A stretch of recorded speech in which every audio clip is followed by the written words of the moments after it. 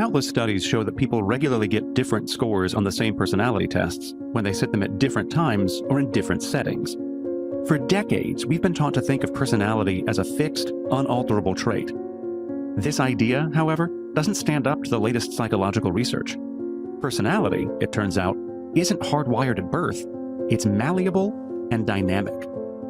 Put differently, people can and do change. That's good news. Because nothing is set in stone, you get to decide what kind of person you want to be. In 2016, a team of researchers published the results of a long-running study in the journal Psychology and Aging. Launched in Scotland in the 1950s, the study asked teachers to rate 1,208 14-year-olds on a number of personality traits, such as self-confidence, originality, and desire to learn. 60 years later, 674 of the original participants were retested.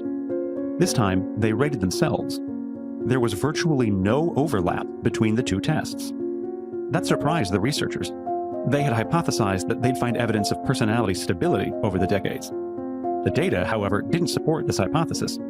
Instead, it busted a myth at the heart of personality testing: the idea that personalities are fixed.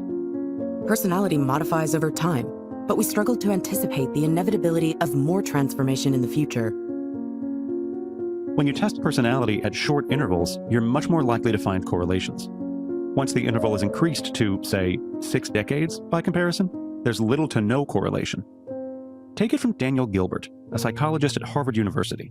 In his research, Gilbert asks people how much their interests, goals, and values have changed over the previous 10 years. In most cases, the answer is a lot. Despite acknowledging how much they've changed over the previous decade, most participants state that they expect only minor changes in their futures. Anticipating changes down the line is tricky, so we assume that past changes have led us to where we are now, and that this is how we'll remain in the future. As we'll soon discover, this is a false perception. You can anticipate and even plan future change. More often than not, the idea of an authentic self holds us back. When you tell someone to only ever stick to what they feel comfortable with, you are, by definition, telling them to remain in their comfort zone. This is a major obstacle to long-term personal growth. Take it from Adam Grant. Before becoming a psychology professor at the Wharton School and a best-selling author, Grant was terrified of public speaking. In grad school, for example, a friend once asked him to give a guest lecture for his class. The experience, Grant recalls, was brutal. He trembled, stuttered, and sweated so much that his discomfort began to spread through the room. Grant's authentic self was a terrible public speaker, but he didn't want to stay true to this terrified self. He wanted to grow. He started volunteering for as many guest lectures as possible and handing out feedback forms. Within months, the fear had subsided. So let's try out a different definition. Personality isn't something that just exists out there in the world. It's something you do. Personality, in other words, is shaped by what you spend your time doing. Change that, and you'll change who you are. But before you start hacking your personality, you need to understand that human behavior is goal-driven. You don't just do stuff at random. Whether you're aware of it or not, everything you do has an ultimate end or objective. Understanding why you do what you do is the first step towards redefining who you are. These goals are rarely explicitly stated, but they're there all the same. You eat because you're hungry, and pay the bills because you love your kids and want to keep a roof over their heads. This means you don't need to take a personality test to find out who you are. You just need to figure out why you're doing the things you're doing. So let's do that now. Start by dividing the page into 2 columns. On the left-hand side, you'll be listing everything you did over the last 24 hours. On the right, you'll be writing down the reasons behind these actions. Here, you'll want to take a moment to think carefully rather than simply listing the first goal that comes to mind, because oftentimes there's a deeper reason behind your primary, obvious objective.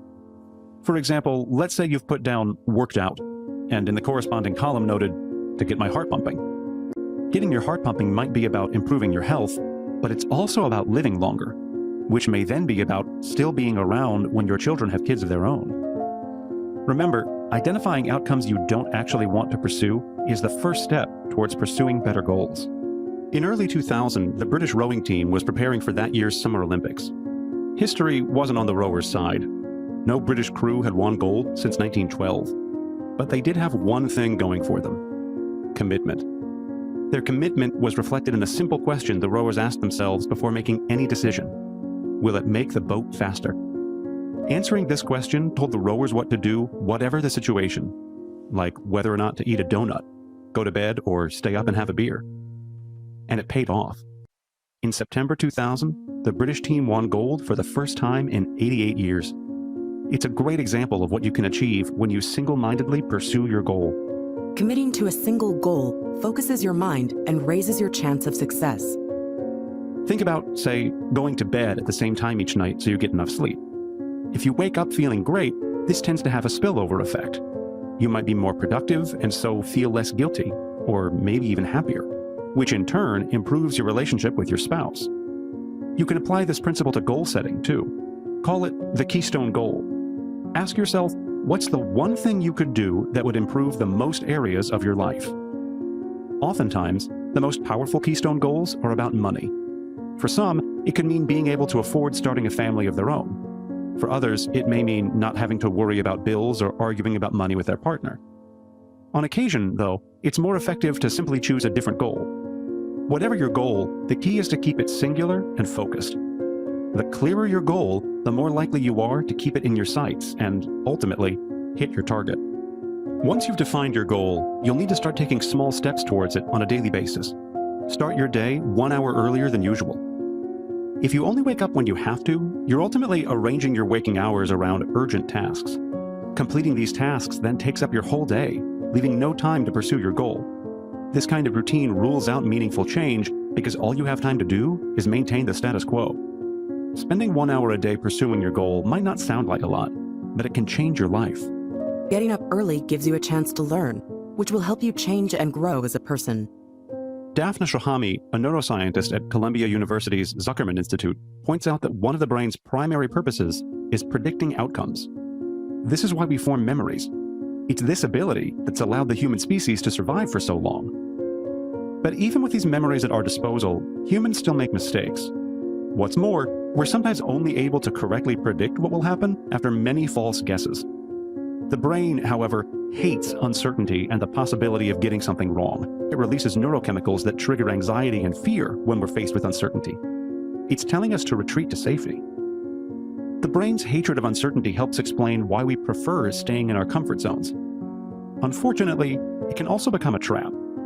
The only way to break out of this comfy prison is to create momentum for change, and that means learning. Now that's a pretty good reason to get up 1 hour earlier every day. When the author met Ken Arlen, a one-time chain smoker, he hadn't smoked for 40 years.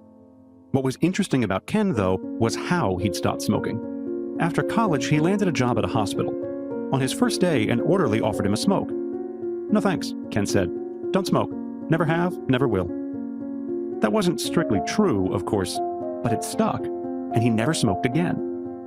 The past, Ken realized, doesn't have to shape your future. Changing the narrative about your past can alter your future. It's hard to say what prompted Ken to tell his colleague that he didn't smoke, but it was an intuitive and strategic move. It gave him a new identity. Smokers stopped lighting up around him, and after a week, his craving for nicotine subsided. Suddenly, he was a non-smoker. Ken's story is a great insight into what the American psychologist Dan McAdams calls narrative identity. According to McAdams, we form our identities or personalities by integrating experiences into the constantly evolving story we tell ourselves about our lives. This story melds a reconstructed past, the way we perceive the present, and an imagined future into a single narrative. The facts don't change, of course. We can't change the past, after all, but the way we talk about those facts can change. This is called reframing. Reframing didn't alter the facts, but it did alter their meaning. So, how do you flip the script on your own life? Well, try and answer these questions. How have you changed over the past 10 years? More importantly, how have you grown? What negative experiences have you been able to let go of? How has your self-image changed? You'll soon realize that there's been plenty of change in your recent past. Personality isn't fixed or static. You can take charge of that change and harness it to achieve your dreams and ambitions. Personality tests come in all shapes and sizes, but they all have one thing in common. They're no more reliable than horoscopes. Personalities aren't innate or fixed. They're constantly evolving, and that's a process you can shape.